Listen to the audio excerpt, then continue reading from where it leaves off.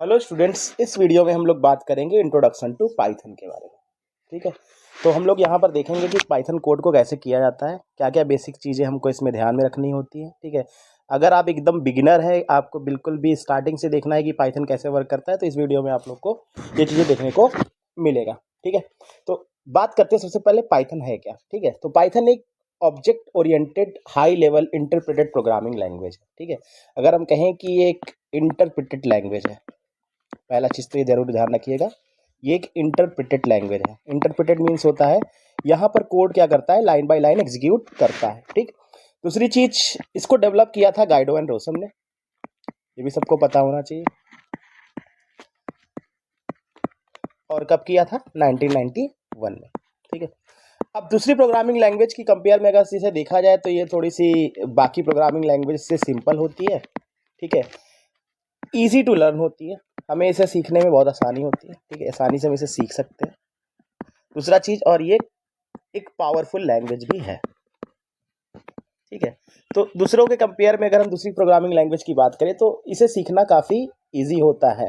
ठीक है, इसे आसानी से सीखा जा सकता है क्योंकि इसके सिंटैक्स वगैरह जो होते हैं वो ईजिली कह सकते हैं कि याद किए जा सकते हैं और समझे भी जा सकते हैं। ठीक है, ये तो हो गई कुछ बेसिक सी बातें कि पाइथन है क्या और क्या चीज़ें। ठीक है, मेन हम लोग बात करेंगे कोडिंग के बारे में, तो हम लोग मेन यहाँ पर सीखने आए हैं कोडिंग। ठीक है, तो पाइथन समझने से पहले सबसे पहले आप लोगों को समझना पड़ेगा कि इसमें एक एंटिटी होती है जिसे हम लोग बोलते हैं टोकन। ठीक है, तो अगर हम लोग एकदम बिगिनिंग से स्टार्ट करते हैं, सबसे पहले आपको चीज़ें समझनी होगी टोकन क्या होता है। ठीक है, तो टोकन को हम लोग कुछ इस तरह से समझ सकते हैं। लेट्स से मान लीजिए कि आपको क्या करना है कि एक वीडियो गेम्स की एक शॉप है। ठीक है, वहाँ पर आपको एक वीडियो गेम है और आपको उस गेम को एक्सेस करने के लिए कॉइन्स की ज़रूरत होती है। ठीक है, लेट्स से मान लीजिए उसमें हमने कॉइन इंसर्ट किया, तो क्या करेगा, उसको हम एक्सेस कर सकते हैं। ठीक है, गेम को एक्सेस करने के लिए हमें किसकी ज़रूरत पड़ रही है? कॉइन की ज़रूरत पड़ रही है सिंपली, तो इसको हम लोग टोकन बोल देते हैं। ठीक है, तो सिमिलरली अगर हम पाइथन की बात करें तो पाइथन में भी किसी भी एंटिटी को एक्सेस करने के लिए या किसी भी चीज़ को एक्सेस करने के लिए हम लोग किसका यूज़ करेंगे? टोकन का यूज़ करेंगे। ठीक है, तो token is very important part of the Python. अगर टोकन आप समझ रहे हैं तो चीज़ें आपको आसानी से समझ में आने लगेगी। ठीक है, तो अगर हम लोग बात करें डेफिनेशन की, टोकन होता क्या है, तो टोकन क्या होता है? Tokens are the smallest individual units. Tokens are the smallest indivisible unit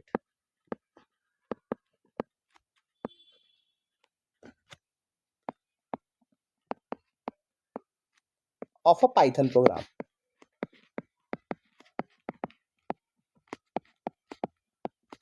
ठीक है, तो टोकन क्या होता है? अपने पाइथन प्रोग्राम की सबसे स्मॉलेस्ट यूनिट होती है। ठीक है, इसको हम लोग बिल्डिंग ब्लॉक्स भी बोल सकते हैं। ठीक है, तो इसको हम लोग बोल सकते हैं बिल्डिंग ब्लॉक्स।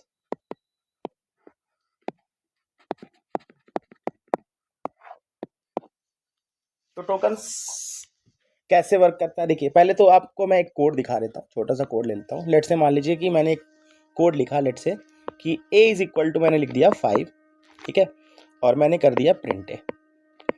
तो इसमें जितनी भी चीज़ें हम लोग यूज़ कर रहे हैं सभी क्या है? टोकन है। ठीक है, जैसे मान लीजिए यहाँ पर मैंने ए यूज़ किया, ये भी एक टोकन है। 5 यूज़ किया, ये भी एक टोकन है। इक्वल्स का सिंबल यूज़ किया, ये भी एक टोकन है। प्रिंट यूज़ किया, टोकन है। यहाँ पर ब्रैकेट्स यूज़ किए, सभी क्या है? टोकन है।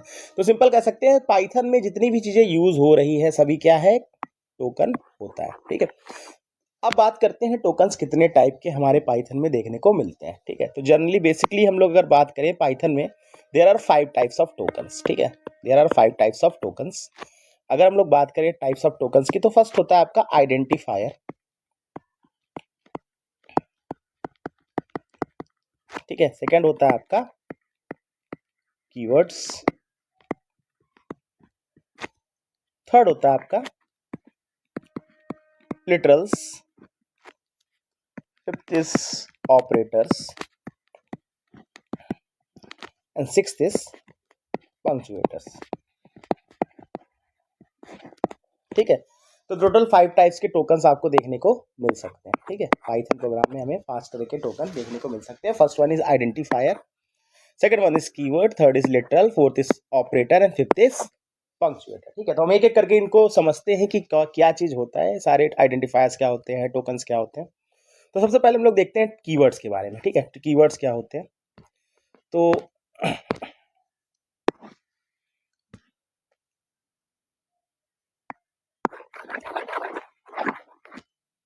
देखिए, तो अगर हम लोग कीवर्ड्स की बात करें तो सबसे पहला आता है हमारा टोकन कीवर्ड्स। ठीक है, आइडेंटिफायर मैं इसके बाद बताता हूँ क्या होता है। First is keyword. तो कीवर्ड्स क्या होते हैं? Keywords are the predefined words. ठीक है, predefined words in Python. ठीक, इसकी कुछ स्पेशल मीनिंग होती है। ठीक है, इसकी कुछ स्पेशल मीनिंग्स होती है। ठीक है, तो उन्हें हम लोग बोलते हैं कीवर्ड्स। ठीक है, इनकी वर्किंग पहले से हमारे पाइथन में डिफाइंड होती है कि इनकी वर्किंग क्या है, ये सारी चीज़ें पहले से क्लियर होती है। ठीक है, अगर हम लोग बात करें तो लगभग हमारे पाइथन में 33+ कीवर्ड्स देखने को मिलते हैं। ठीक है, 33+ कीवर्ड्स आपको देखने को मिलते हैं। यहाँ पर कौन कौन से हैं कुछ की बात हम कर लेते हैं। जैसे आपका हो गया इफ़, हो गया एक एल्स, हो गया ठीक है, एलिफ हो गया, फॉर हो गया, वाइल हो गया। ठीक है, दीज आर द कीवर्ड्स। ठीक है, तो 33 कीवर्ड्स आपको देखने को मिलते हैं। कीवर्ड्स की अगर हम लोग बात करें, मैं फिर से एक बार बता दे रहा हूँ कि कीवर्ड्स क्या होता है, प्री डिफाइंड वर्ड्स होते हैं। नेक्स्ट आता है आपका आइडेंटिफायर।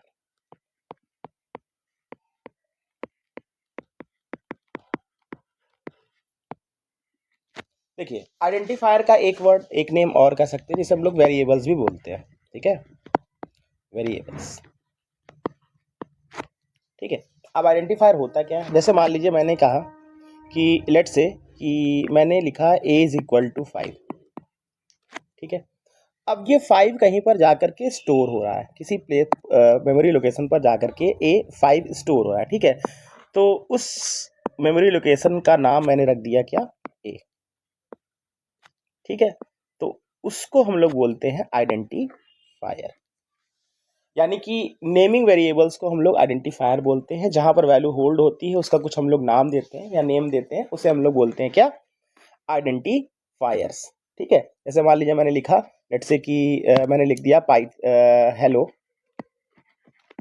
Is equal to 2.5। ठीक है, तो यहाँ पर जो हेलो लिखा है मैंने ना, ये क्या है आपका आइडेंटिफायर है। ठीक है, नेमिंग वेरिएबल्स को हम लोग आइडेंटिफायर बोलते हैं। ठीक है, x इज इक्वल टू मैंने लिख दिया 5 या y इज इक्वल टू लिख दिया मैंने 6। These are the identifier, x and y are the identifier. जैसे मैथ्स में वेरिएबल्स होते हैं, वैसे ही यहाँ पर आइडेंटिफायर होते हैं जो वैल्यू को क्या करते हैं, होल्ड करते हैं। क्योंकि उनको एक्सेस करने के लिए हमें उसका कुछ नाम होना जरूरी है, दैट्स वाई कि ये चीजें होती है। ठीक है, आगे बात करते हैं हम लोग कि आइडेंटिफायर्स को बनाने की कुछ रूल्स होते हैं। ठीक है, ऐसे ही हम किसी को आइडेंटिफायर्स नहीं बना सकते, कुछ भी हम नेम नहीं रख सकते किसी वेरिएबल को होल्ड करने के लिए। ठीक है, तो उसके लिए रूल्स क्या होते हैं, रूल्स आप लोग को पता होना चाहिए कि आइडेंटिफायर का नेम हम लोग किस तरह से लिखते हैं। ठीक है, तो यहाँ पर आ जाता है हमारा rules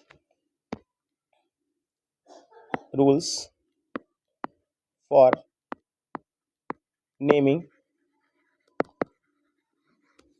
N identifier.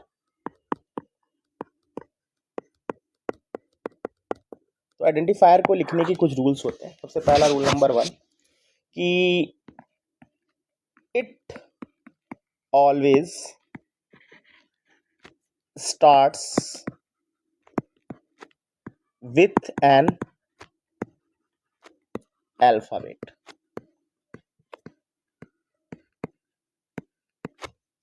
Also underscore आप लोग जानते होंगे, अंडरस्कोर को भी हम लोग अल्फाबेट की तरह ट्रीट करते हैं। अंडरस्कोर इज ट्रीटेड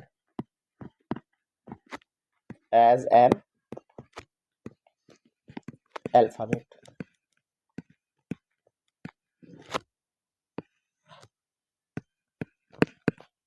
ठीक है, तो एक चीज़ जरूर ध्यान रखिएगा कि जब हम लोग आइडेंटिफायर को क्रिएट करते हैं तो हमेशा वो स्टार्ट होना चाहिए किससे, अल्फ़ाबेट से, ठीक है।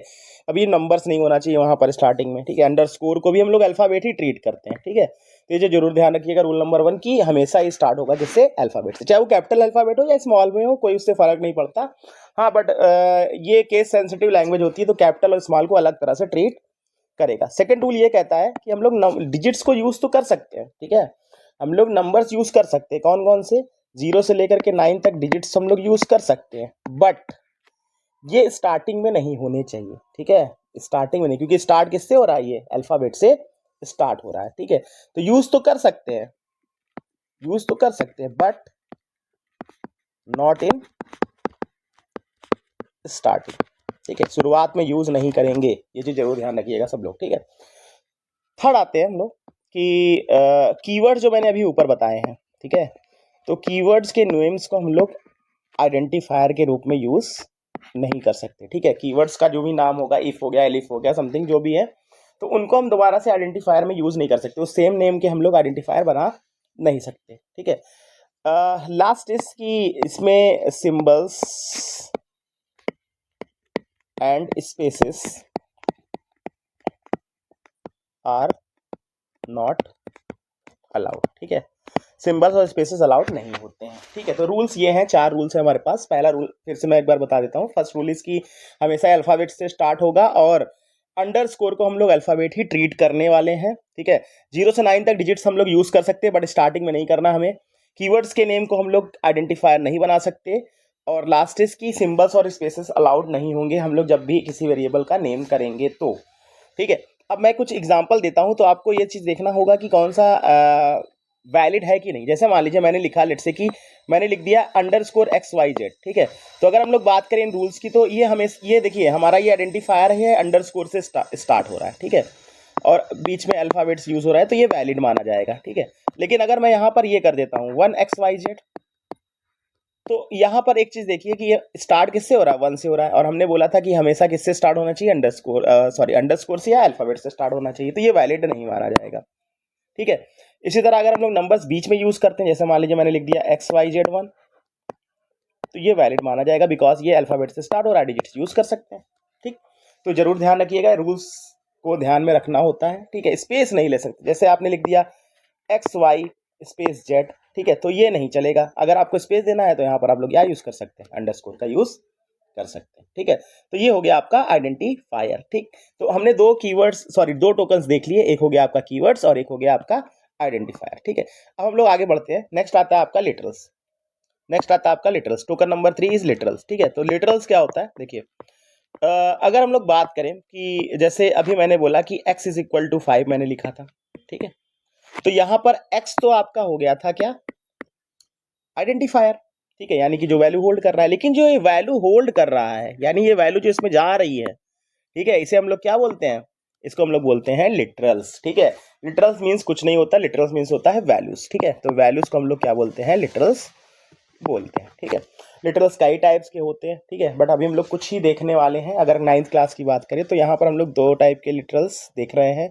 अगर हम लोग बात करें, एक होते हैं आपके न्यूमेरिक लिटरल्स, ठीक है। न्यूमेरिक में अगर हम लोग बात करें तो यहाँ पर हमारे पास 2 टाइप के, एक हो गया आपका इंटीजर और एक हो गया आपका फ्लोट, ठीक है।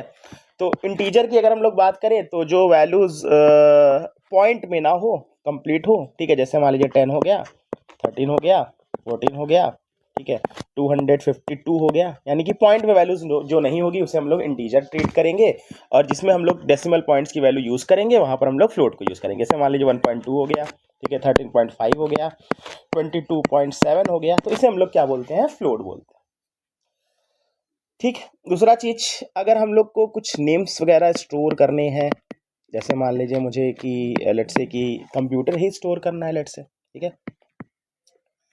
तो अगर मुझे सीक्वेंस ऑफ कैरेक्टर को स्टोर करना है तो उसको हम लोग क्या बोलते हैं, स्ट्रिंग बोलते हैं। और ध्यान रखिएगा, स्ट्रिंग को हम लोग सिंगल कोड या डबल कोड से एक्सप्रेस कर सकते हैं। जैसे मान लीजिए कंप्यूटर मैंने लिखा तो डबल कोड ये दिखा रहा है कि ये क्या है, एक टाइप का स्ट्रिंग है, या मैं ऐसे भी लिख सकता हूँ इसको, ठीक।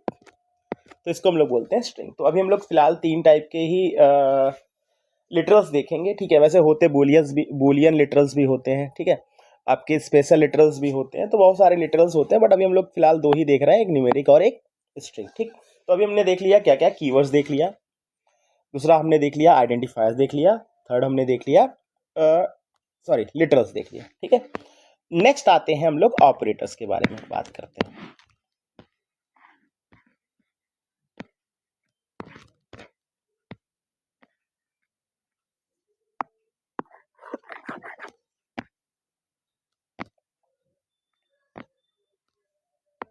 नेक्स्ट आता है आपका ऑपरेटर्स।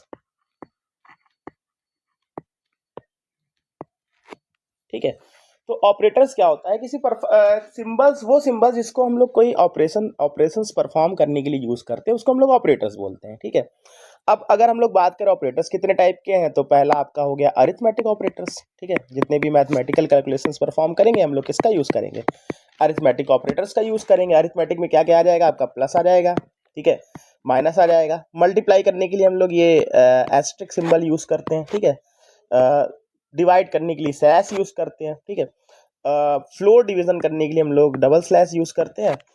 अगर मुझे मॉडुलस कराना है तो परसेंटेज सिंबल यूज करेंगे, और मुझे अगर एक्सपोनेंशियल देना है तो डबल एस्ट्रिक यूज करेंगे। ठीक है, तो इसको तो आप लोग सभी लोग जानते होंगे, प्लस से क्या होता है सम हो जाएगा, माइनस से सब्ट्रैक्शन हो जाएगा, एस्ट्रिक से मल्टीप्लिकेशन हो जाएगा, इससे डिवीजन हो जाएगा। ये तीन सिंबल्स नए आ रहे हैं, तो इनको भी थोड़ा सा हम लोग समझ लेते हैं कि क्या काम कर रहे हैं यहाँ पर ये। ठीक है, तो अगर हम लोग बात करें डबल स्लैश की, यानी कि इस तरह से कुछ सिंबल दिखने को मिल रहा है दिस वन, तो इसको हम लोग बोलते हैं फ्लोर डिवीजन। इसको हम लोग बोलते हैं फ्लोर डिवीजन।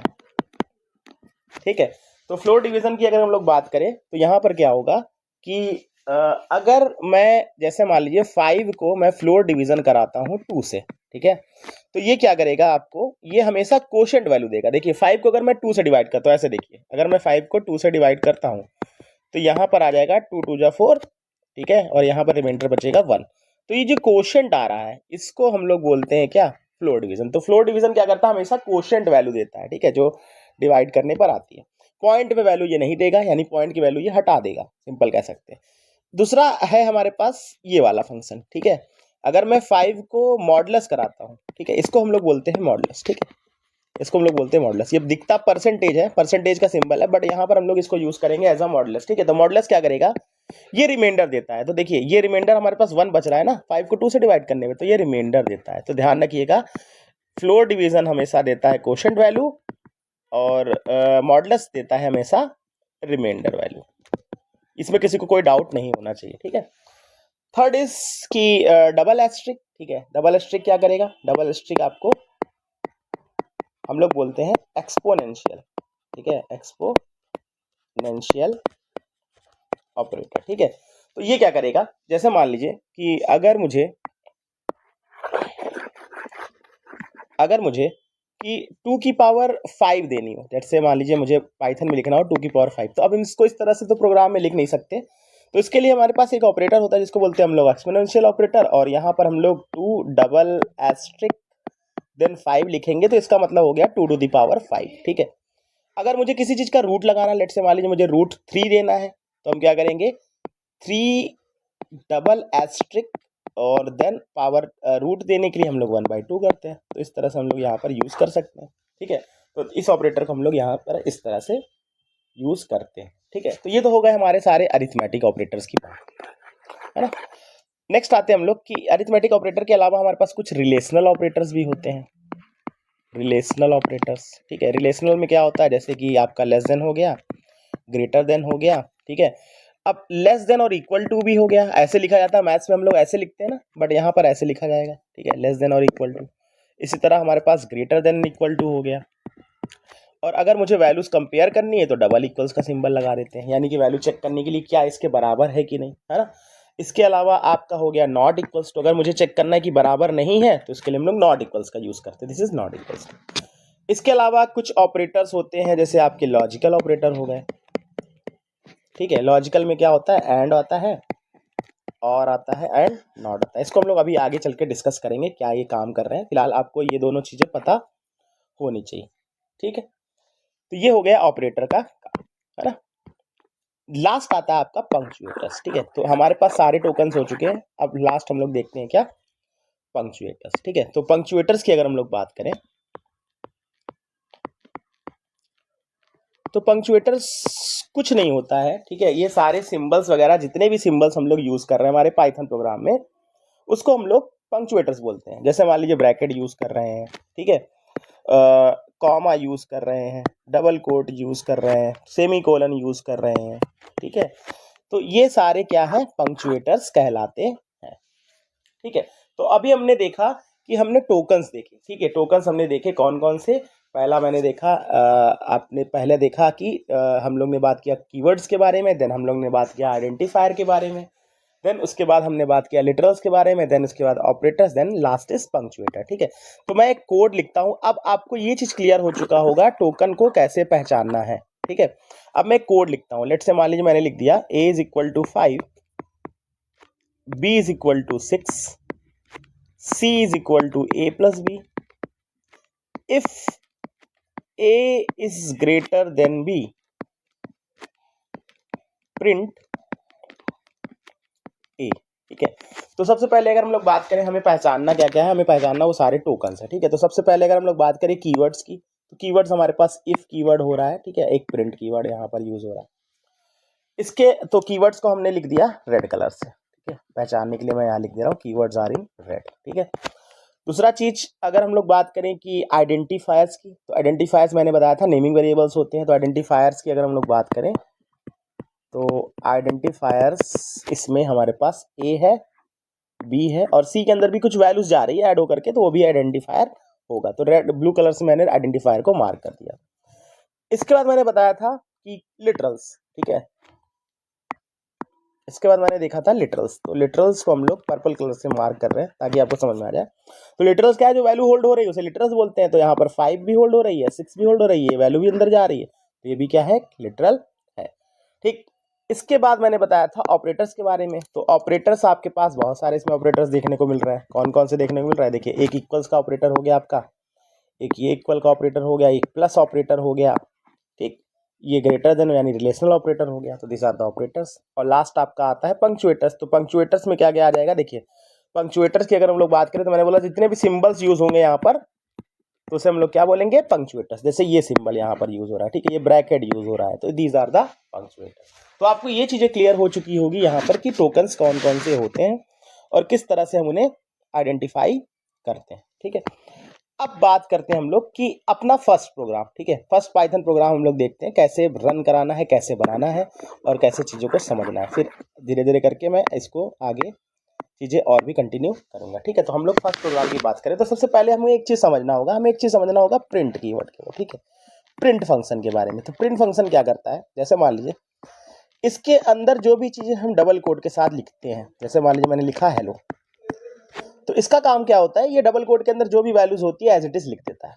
जैसे यहाँ पर हेलो लिखा हुआ है ना, तो यहाँ पर ये क्या प्रिंट कर देगा, हेलो यहाँ पर आसानी से ये प्रिंट कर देगा। ठीक है, पहली वर्किंग प्रिंट की फंक्शन आप लोग पहले समझ लीजिए कैसे काम करता है, क्योंकि हम इसको यूज करने वाले हैं। ठीक है, दूसरा काम क्या होता है कि अगर मैंने इसके अंदर मान लीजिए मेरे पास ए में कुछ वैल्यूज है, लेट से मैंने 5 यहाँ स्टोर करा और मैंने प्रिंट कर दिया ए, तो ये क्या करेगा कि यहां पर मैंने डबल कोट से आनी वैल्यू दिया, तो ये क्या करेगा, इस पर जो वैल्यू है यानी ए पर जो वैल्यू स्टोर है वो प्रिंट कर देगा। तो ए पे भी हमारे पास क्या स्टोर है, 5 स्टोर है, तो ये 5 प्रिंट कर देगा। तो दूसरा काम ये क्या करता है, वैल्यू को भी ला करके देता है। पहला चीज तो एज इट इज कोई भी मैसेज प्रिंट करना वो दे सकता है, दूसरा ये वैल्यू को ला करके आपको देगा। थर्ड इज कि अगर मान लीजिए मेरे पास ए इज इक्वल टू लेट से 5 मैंने दे दिया और b इज इक्वल टू 6 दे दिया और मैंने कर दिया प्रिंट a प्लस बी, तो ये कैलकुलेशन का भी काम करता है। ठीक है, तो ये 11 यहाँ पर प्रिंट कर देगा। तो तीसरा काम हो गया हमारा, ये कैलकुलेशन करने का काम भी करता है। तो प्रिंट फंक्शन ये 3 तरह से वर्क करता है। ठीक है, अब अगर हम एक कोड बनाते हैं लेट्स से, ठीक है, अगर मैं एक कोड बनाता हूँ तो कोड में आपको कुछ चीज़ें ध्यान में रखनी होती है। ठीक है, 3 चीज़ें हमें ध्यान में रखना है। पहला चीज कि हमें किन किन चीजों की रिक्वायरमेंट है, यानी कि इनपुट हमें क्या क्या चाहिए। ठीक है, दूसरा चीज कि उसको प्रोसेस करने के लिए, ठीक है, प्रोसेस करने के लिए क्या यूज़ होने वाला है, फॉर्मूला क्या यूज़ होना है या मेथड क्या यूज़ होने वाला है, ये चीज़ ध्यान में रखना होता है। और लास्ट हम आउटपुट कैसे देंगे, ये चीज़ ध्यान में रखना होता है।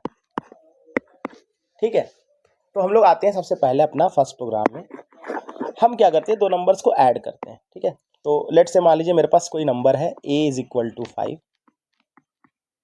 ठीक है, b इज इक्वल टू 6। तो a के पास हमारे पास 5 है और b के पास क्या है, हमारे पास 6 है। हमने क्या किया, c is equal to a plus b कर दिया। ठीक है, यानी c में एक वेरिएबल बना लिया मैंने, c में a प्लस बी ऐड कर दिया। अब रिजल्ट c के पास है तो हमें कुछ नहीं करना, प्रिंट कर देना है किसको, c को। तो ये क्या कर देगा, प्रिंट कर जाएगा c। ठीक, अच्छा हाँ, एक चीज और, अगर मान लीजिए मैं सिंपल सी प्रिंट ना करके एक मैसेज के साथ प्रिंट करना चाहता हूँ, तो मैंने बताया था प्रिंट के अंदर हम लोग मैसेज भी दे सकते हैं। तो प्रिंट के अंदर अगर हमको वैल्यूज भी देना है, मान लीजिए मुझे देना है सम क्या है, तो मैं एक मैसेज दे सकता हूँ सम इज। ठीक है, इसको मैंने डबल कोट के साथ बंद कर दिया। देन उसके बाद रिजल्ट किसके पास है, सी के पास, तो मैं यहाँ पर कॉमा दे करके सी दे दूंगा, तो ये सम इज सी प्रिंट कर जाएगा। It is very easy task. सबसे आसान क्या है, मुझे इनपुट देना है, देन उसके बाद यहाँ पर प्रोसेसिंग हो रही है और ये क्या हो रहा है हमारा पर आउटपुट दे रहा है। ठीक, अच्छा एक चीज और ध्यान रखिएगा सब लोग कि क्या मैं हमेशा 5 और 6 को थोड़ी ऐड करूंगा, मुझे तो वैल्यू किससे चाहिए होगी, यूजर से चाहिए होगी। तो इसको हम लोग क्या करेंगे, अब यूजर डिफाइन करते हैं कि यूजर कैसे वैल्यू, यूजर से हम लोग वैल्यू कैसे ले सकते हैं। तो हम क्या करेंगे कि जैसे मान लीजिए यहाँ पर 5 मैंने दिया है ना, तो अब ये वैल्यू मैं यूजर से लूंगा। ठीक है, तो यूजर से वैल्यू लेने के लिए हम लोग क्या करते हैं, एक फंक्शन का यूज करते हैं जिसका नाम है इनपुट फंक्शन।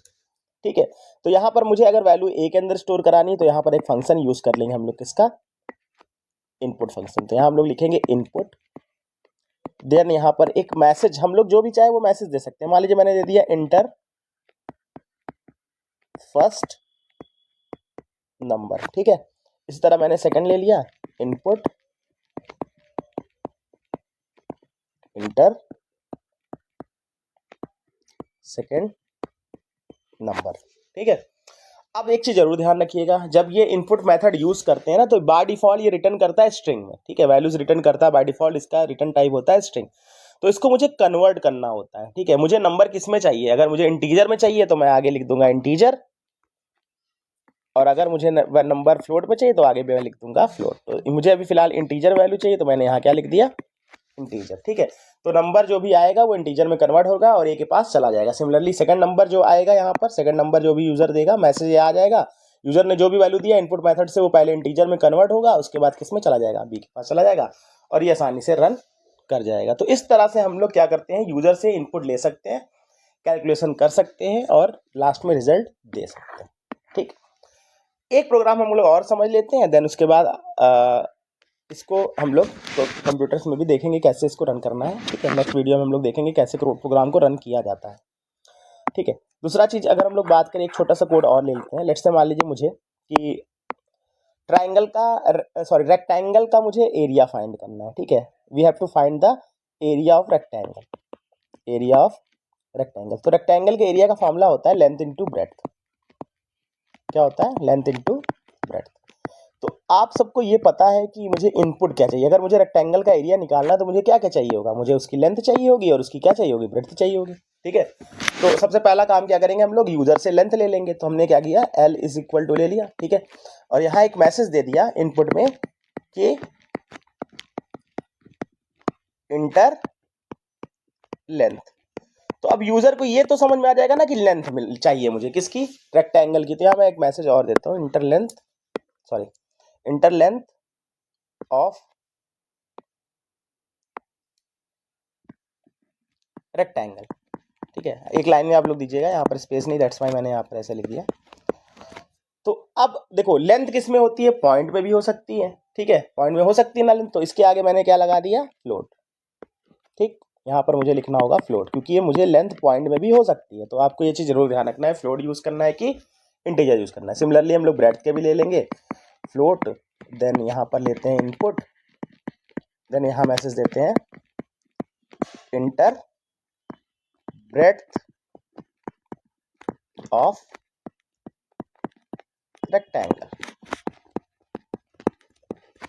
ठीक, अब क्या करना है, मुझे एरिया निकालना है। देखो दोनों वैल्यूज हमें मिल चुकी है, तो एरिया इज इक्वल टू क्या होता है आपका, एल इंटू बी। रिजल्ट किसके पास आ रहा है, एरिया के पास, तो प्रिंट क्या कर देंगे हम लोग, एरिया, मैसेज दे देते हैं यहाँ पर एक एरिया इज, देन उसके बाद एरिया स्टोर है ए के पास। ठीक है, तो इस तरह से हम लोग आसानी से कोई भी प्रोग्राम बना सकते हैं। बस एक चीज़ जरूर ध्यान रखिएगा कि इनपुट हमें क्या चाहिए, इनपुट कैसे लेना है यूजर से, कैलकुलेशन क्या करना है और रिजल्ट क्या देना है। ठीक है, नेक्स्ट वीडियो में हम लोग बात करेंगे इसके आगे के टॉपिक्स की, कैसे हम लोग ये सीक्वेंशियल प्रोग्राम कुछ और देखेंगे, देन उसके बाद हम लोग फ्लो ऑफ कंट्रोल्स देखेंगे। तो अलग अलग टाइप के